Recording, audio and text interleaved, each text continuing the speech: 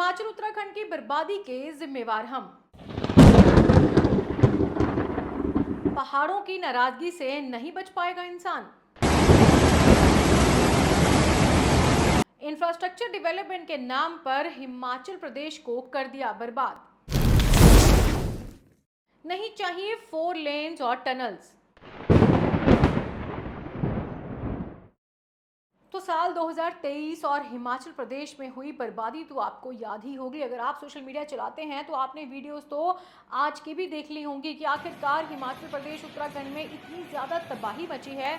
Landslides हैं, flash floods और यहाँ तक कि वहाँ के बहुत बड़े डैम्स जो हैं वो टूट चुके हैं। पर क्या आप जानते हैं कि सिंपल भाषा में अगर हम कहें कि इस सारी बर्बादी के जिम्मेवार हम सब खुद हैं। हिमाचल प्रदेश को इतना ओवर क्राउडेड टूरिस्ट प्लेस बना दिया गया, उसके बाद हर जगह पर पैसे बटोरने के नाम पर छेड़छाड़ की गई। यहाँ तक कि छोटी छोटी जगह को काट कर हमने हर जगह होटल्स बना दिए और होटल्स के साथ साथ हर घर को होम स्टे बना डाला। तो हिमाचल प्रदेश की ब्यूटी और आखिरकार इतनी बड़ी छेड़छाड़ आखिरकार नेचर कैसे बर्दाश्त करेगा। हमारी भाषा में बात करें तो ओवर क्राउडेड हिमाचल प्रदेश की वीडियोस तो अक्सर सोशल मीडिया पर वायरल होती रहती हैं, क्योंकि आपने देखा होगा कि हर साल गर्मी में, सर्दी में, नया साल मनाने या फिर शुरुआत में कभी भी पूरा साल हिमाचल प्रदेश जो है वो टूरिस्ट से हमेशा लदा रहता है। और इसी लालच में हमने वहां पर क्या किया है, हमने बहुत ज्यादा होटल्स बना दिए। जितनी कैपेसिटी को शिमला का माना जाता था उससे 3 से 4 गुना ज्यादा तक टूरिस्ट वहां पर भरे रहते हैं और पूरा साल होटल्स जो हैं वो फुल रहते हैं, बुक रहते हैं। पर हमें उस चीज़ से कोई प्रॉब्लम नहीं है। द प्रॉब्लम इज दिस कि ये जो हर साल लैंडस्लाइड्स होती हैं और पहाड़ जो ऊपर से गिर गिर कर नीचे तक आ रहे हैं और उसमें हजारों लोगों की जान खतरे में है, उसके लिए जिम्मेवार भी तो हम खुद हैं। हिमाचल प्रदेश और उत्तराखंड की बात करें तो हमने सारे नेचुरल रिसोर्सेज को बहुत बुरे तरीके से बर्बाद कर दिया है। हद से ज़्यादा टूरिस्ट प्लेसेस बना दिए हैं और उसके बाद कोई भी मैनेजमेंट जो है वो स्टेट गवर्नमेंट की तरफ से नहीं की गई है। टनल्स बना दी गई हैं और यहाँ तक कि NH5 की बात करें, परवाणु शिमला जो सबको कनेक्ट कर रहा है वो पूरे जगह से तहस नहस हो चुका है। और पिछले 2 सालों में ये 20,000 करोड़ का प्रोजेक्ट था जो इंफ्रास्ट्रक्चर डेवलपमेंट के नाम पर बनाया जा रहा था और उसके बाद जब उसके ऊपर से पहाड़ गिरे तो लोगों का बचना भी नामुमकिन हो गया था। सरकार चाहे कोई भी रही हो, कांग्रेस की या बीजेपी की, सबसे बड़ी बात ये थी कि सरकारों ने ये तो प्लान कर लिया कि हमें हिमाचल प्रदेश को डेवलप करना है। इसमें कोई बुरी बात नहीं है, हमें हर स्टेट को डेवलप करना है। पर क्या आप जानते हैं कि सरकार ने कभी भी ये नहीं सोचा कि जब आप नेचर के साथ खिलवाड़ करते हैं, आप क्लाइमेट चेंज के साथ खिलवाड़ करते हैं, आप नेचुरल चीज़ों को तोड़ते मरोड़ते हैं तो उसका अंजाम जो है वो इंसान को हमेशा भुगतना पड़ता है। अब हिमाचल के मामले में भी अगर बात करें तो 20,000 करोड़ के इस प्रोजेक्ट में एक एक पत्थर, एक एक पहाड़ जो है वो बुरी तरह से खिसका। और आप जानते होंगे कि पहाड़ों की जब कटाई होती है और उन पर लगे जब ट्रीज काटे जाते हैं, जो फॉरेस्ट एरिया जब काटा जाता है तो इतनी बुरी तरह से बर्बाद होते हैं कि एक रिसर्च में बताया गया है कि उसको दोबारा बनने में 30 से 40 साल तक का समय लगता है। अब एक्सपर्ट्स कहेंगे कि आखिरकार ये तो ग्लोबल एनवायरनमेंट है, ये तो क्लाइमेट चेंज है। जी हाँ, हम मानते हैं कि ये क्लाइमेट चेंज है, पर क्या हमने कभी उसके लिए तैयारी की है? क्योंकि ऑलरेडी कितने सालों से लैंडस्लाइड्स जो हैं वो हिमाचल में बढ़ती चली गई हैं। जब हम आज से 10 साल पहले हिमाचल में जाते तो इक्का दुक्का लैंडस्लाइड्स की घटनाएं थी वो सामने आती थी।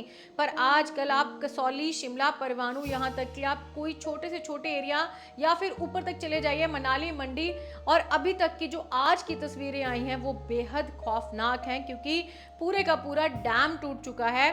और हमें सोचना पड़ेगा, सरकारों से सवाल करना पड़ेगा, NGT से सवाल करना पड़ेगा, सेंट्रल गवर्नमेंट से सवाल करना पड़ेगा कि आखिरकार जब आप ऐसी डेवलपमेंट के प्रोजेक्ट्स को प्लान करते हैं तो नेचुरल रिसोर्सेज को प्रिजर्व करने के लिए या फिर उनको डैमेज कंट्रोल से बचाने के लिए आखिरकार क्या तैयारी की जाती है। सड़कें सब कुछ चाहिए, पर जब आप 4 लेन की प्लानिंग कर रहे हो, आप पहाड़ों को 90 डिग्री एंगल पे काट रहे हो, तो उस कटाई से कितना बड़ा नुकसान होगा। और वो पहाड़ नीचे से जब कट जाएगा तो वो आखिरकार ऊपर से आकर लैंडस्लाइड की शेप में लोगों की जान ले लेगा। और फ्लैश फ्लड्स की बात करें तो जितना भी वेस्ट मटेरियल जो है वो इकट्ठा होता है, ड्रेनेज सिस्टम इकट्ठा होता है, और हिमाचल में जिस बेहिसाब तरीके से पिछले 5 सालों में रेस्टोरेंट्स की संख्या बढ़ी है, यहाँ पर हर घर को होम स्टे बनाया गया, टूरिस्ट प्लेसेस को इतना ज़्यादा पॉपुलर कर दिया गया कि इतनी भीड़ इकट्ठा होने लगी, पर हमने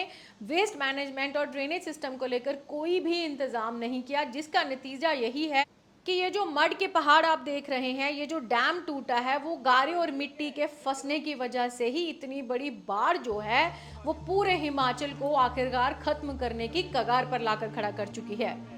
तो दोस्तों, क्या आपको नहीं लगता कि हिमाचल प्रदेश और उत्तराखंड की ब्यूटी की बात करें तो हिमालयाज इतने ब्यूटीफुल थे, अपने नेचुरल प्रिजर्वेंस को लेकर, अपनी नेचुरल ब्यूटी को लेकर इतनी ज़्यादा खूबसूरत जगह वहाँ पर है, तो उन सबको आखिरकार टूरिस्ट प्लेसेस बनाने की ज़रूरत क्या थी? और अगर आप टूरिस्ट प्लेसेस को बना ही रहे थे, आप चाहते हैं कि लोग वहाँ पर विजिट करें, तो आपको इस बात का भी ख्याल रखना चाहिए था कि अगर वहाँ पर ज़्यादा टूरिस्ट आएंगे, इतनी ज़्यादा पॉपुलेशन बढ़ेगी, तो आखिरकार आप ड्रेनेज सिस्टम, वेस्ट मैनेजमेंट और क्लाइमेट चेंज का सोल्यूशन क्या निकालेंगे?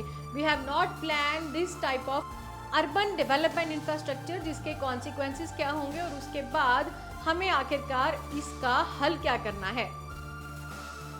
So what we have done to Manali, what we have done to Nainital, Shimla, Uttarakhand, and it's not required to become every house to convert as a homestay.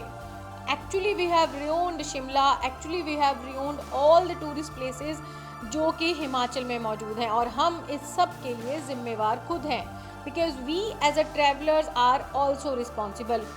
हालांकि tourist को लेकर वहाँ पर loss भी बनाए गए हैं, पर क्या आपने कभी देखा है कि कोई भी टूरिस्ट जो है वहाँ पर लॉस को अच्छी तरह से मानते होंगे? आपने अक्सर वीडियोस देखी होंगी, हिमाचल में जो इतनी बुरी हालत होती है उसके पीछे आखिरकार हम सब लोग एज अ ट्रैवलर भी जिम्मेवार हैं, क्योंकि हम एज ए टूरिस्ट जब जाते हैं तो हम कभी भी ऐसे लॉस की पालना नहीं करते जो उसकी ब्यूटी से छेड़छाड़ नहीं करे। अब स्टेट गवर्नमेंट की बात करते हैं तो laws are there for tourist but we don't enforce them properly, क्योंकि सरकार ने कभी भी उनको अच्छे तरीके से लागू करने की और उसको मेंटेन करने की भी कोशिश नहीं की है। अगर सरकार चाहती तो वो भी ये कानून बना सकती थी कि हर घर को आप होम स्टे या होटल नहीं बना सकते, एंड आखिरकार चंद पैसों के लालच में आपने हर घर को होम स्टे या होटल में कन्वर्ट कर दिया, और जिसका नतीजा है कि पिछले 2 सालों से हिमाचल में इस तरह की बर्बादी जो है वो देखने को मिल रही है। कि हम ये नहीं कहेंगे कि हम होम स्टे के अगेंस्ट है, but there are some norms जो जब आप अपने घर को होम स्टे में कन्वर्ट करते हैं तो आप लोगों से कहिए कि इस नियम की पालना करनी होगी, ताकि हम अपनी नेचर को भी अपने साथ प्रिजर्व करके रख सकें। हिमाचल की अटल टनल तो आपको याद ही होगी, इसके अलावा NH5 पर 20,000 करोड़ के प्रोजेक्ट की बात जो हम कर रहे थे, उस प्रोजेक्ट को लेकर ऑलरेडी न्यूज़ में बहुत सारी चर्चा छिड़ चुकी है। लास्ट ईयर NGT ने उस पर रोक लगाई थी, क्योंकि उस प्रोजेक्ट को NH5 पर 4 लेन रोड का प्रोजेक्ट जो बनाया जा रहा था, उसको लेकर सरकार ने जो रकम जारी की थी और NGT और उसके बीच में विवाद भी हुआ था। हजारों की गिनती में इतने ज्यादा पेड़ काटे गए हैं कि वो पूरा एरिया जो है वो एक तरह से बर्बाद होने की कगार पर पहुंच गया था। हालांकि उस पर रोक लगा दी गई थी, पर फिर भी सैकड़े पेड़ जो थे वो काटे जा चुके थे, और अब उसकी भरपाई जो है पूरा हिमाचल कर रहा है। ये तस्वीरें जो आप देख रहे हैं NH5 की तस्वीरें हैं, परवाणु, सोलन और शिमला को कनेक्ट करने वाली। हिमाचल की वर्ल्ड हेरिटेज टॉय ट्रेन पर भी खतरा मंडरा रहा है, क्योंकि हमने सब जगह पर 2 लेन 4 लेन रोड्स बना दी हैं, और हमने पहाड़ ऐसे काटे हैं कि बुरी तरह से उनको खत्म कर दिया जाए। और पहाड़ इस तरह से जब कटिंग होती है, जब जंगल खत्म होते हैं और उसके बारे में आप कोई एक पैमाना तय नहीं करते, तो इस तरह की बर्बादी होना तय होता है। तो आखिरकार ये जिम्मेवारी किसकी थी? अब जहां पर हमारा रोल खत्म होता है वहीं पर सरकार का रोल भी शुरू होता है। जब आप नेशनल प्रोजेक्ट की बात करते हैं, आप रोड्स और डेवलपमेंट की बात करते हैं, हिमाचल प्रदेश में इंफ्रास्ट्रक्चर की बात करते हैं, तो स्टेट गवर्नमेंट और बाकी सरकारों को ये चाहिए था कि आखिरकार वो ट्री कटिंग के लिए भी कोई स्टैंडर्ड नॉर्म्स जो हैं वो बनाते, और उसके बाद से वहाँ पर रोड्स बनाई जाती, चाहे आप 4 लेन बनाएं या टनल्स बनाएं या जो भी बनाएं, पर आपके पास एक स्टैंडर्ड और सेट पैरामीटर होना चाहिए था। पर नहीं, पर कांग्रेस ने अपनी पीठ थपथपाने के लिए और बीजेपी ने अपनी पीठ थपथपाने के लिए हिमाचल प्रदेश को तहस नहस करके रख दिया। हमें सड़कें नहीं चाहिए, हमें ऐसी टनल्स बिल्कुल नहीं चाहिए जो हिमाचल की असली खूबसूरती को खत्म कर दे। और जब आप एक फॉरेस्ट को काटते हो तो उसको दोबारा बनने में 30 से 40 साल लगेंगे, यानी कि एक पूरी जनरेशन जो है वो आपने खत्म कर दी। तो ऐसी इंफ्रास्ट्रक्चर का हम क्या करेंगे। हिमाचल जाते रहे होंगे और आप सबने देखा होगा कि वहां पर जो है आज से आजादी के 60 साल तक सिर्फ कुछ रोड्स बने थे, और वो भी हमारे माननीय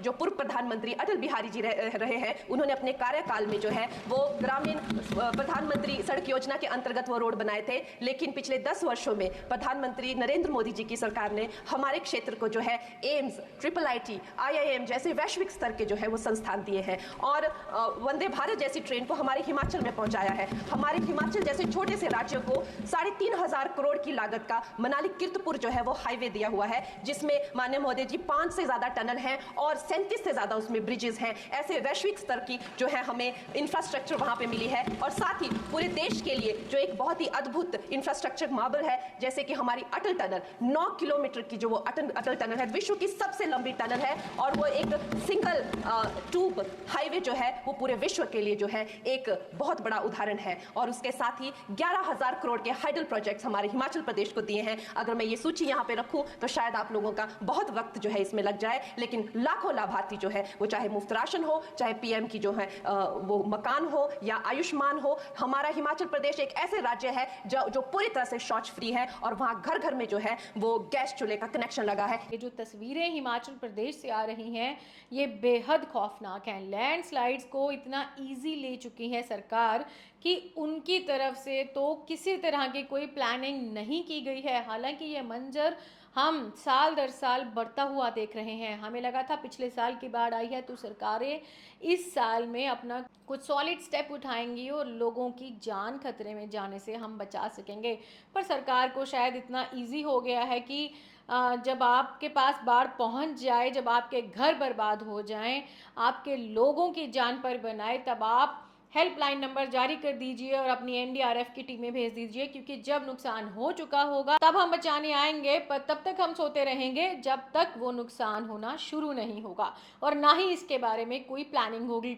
पर शायद भारत को अब क्लाइमेट चेंज और ग्लोबल एनवायरनमेंट के ऊपर अपनी पॉलिसी को चेंज करने की बहुत ज़रूरत है, क्योंकि केरला में भी कुछ ऐसी ही बाढ़ आई हुई है। लैंडस्लाइड से 200-250 से ज़्यादा लोगों की जान जा चुकी है और ये सिलसिला अभी भी जारी है। वायनाड की तस्वीरें भी बेहद खौफनाक हैं। वायनाड में इतनी बुरी तरीके से लैंडस्लाइड्स और बाढ़ ने पूरे केरल में तबाही मचाई है। वहीं हिमाचल और उत्तराखंड की तस्वीरें तो बेहद खौफनाक हैं, क्योंकि इसके लिए जिम्मेवार हम खुद को मानते हैं और हमें खुद को मानना भी चाहिए। सरकार को चाहिए कि वो हर होटल, रेस्टोरेंट या होम स्टे की परमिशन देने से पहले कुछ ऐसे सेट ऑफ स्टैंडर्ड्स या नॉर्म्स बनाए जिसके अनुसार आप वेस्ट मैनेजमेंट को अच्छे तरीके से लागू करें, आप सॉइल डिस्टर्बेंस को भी सेट कर सकें, और उसके बाद जब आपके पास सारी चीज़ें पूरी हो तभी आप अपने घर को होम स्टे या होटल्स में कन्वर्ट कर सकें। अगर पैसा कमाना है तो उसके और भी बड़े ज़रिए हैं, पर आम लोगों की ज़िंदगी को जोखिम में डालकर हम ऐसा पैसा नहीं कमाना चाहते। और ये मैसेज हम सब के लिए भी है जो हिमाचल में, शिमला में घूमने जाते हैं, या फिर जब हम अपने आप को एज ए टूरिस्ट समझकर वहाँ के किसी भी लॉ को फॉलो नहीं करते, और उसका खामियाजा जो है वो वहाँ पे रहते लोगों के साथ साथ हम सबको भुगतना पड़ सकता है। आप देखिए देश के बहुत सारे शहर जो हैं वो डूबे हुए हैं, क्योंकि सबसे बड़ा रीज़न हमारे देश में ये लैक ऑफ प्लानिंग है, lack of water management, lack of crisis management. पर हमारी सरकार ने कभी भी ऐसी किसी क्राइसिस मैनेजमेंट पॉलिसी के ऊपर काम ही नहीं किया है, और ना ही कभी इस बारे में चर्चा की गई है कि आखिरकार इंडिया के जो शहर हैं, बड़े शहर हैं, वो थोड़ी थोड़ी सी बरसात में इस बार डूब क्यों गए हैं। हमने भी अपनी एक पिछली वीडियो में दिल्ली के डूबने के बारे में जिक्र किया था कि आखिरकार वहाँ की सड़कें ऐसी बनाई जा रही हैं जो कि वहाँ पर थोड़ी सी आधे घंटे की बरसात में भी बाढ़ जैसी स्थिति बन जाती। दिल्ली की वीडियो आप ज़रूर देखिएगा, और उसके अलावा हिमाचल को लेकर हमारे इन थॉट्स के बारे में आपका क्या कहना है हमें कमेंट करके ज़रूर बताइए। और अगर आपको हमारा ये वीडियो अच्छा लगा तो बी ओरिजिनल टॉक को लाइक और सब्सक्राइब करना मत भूलिए।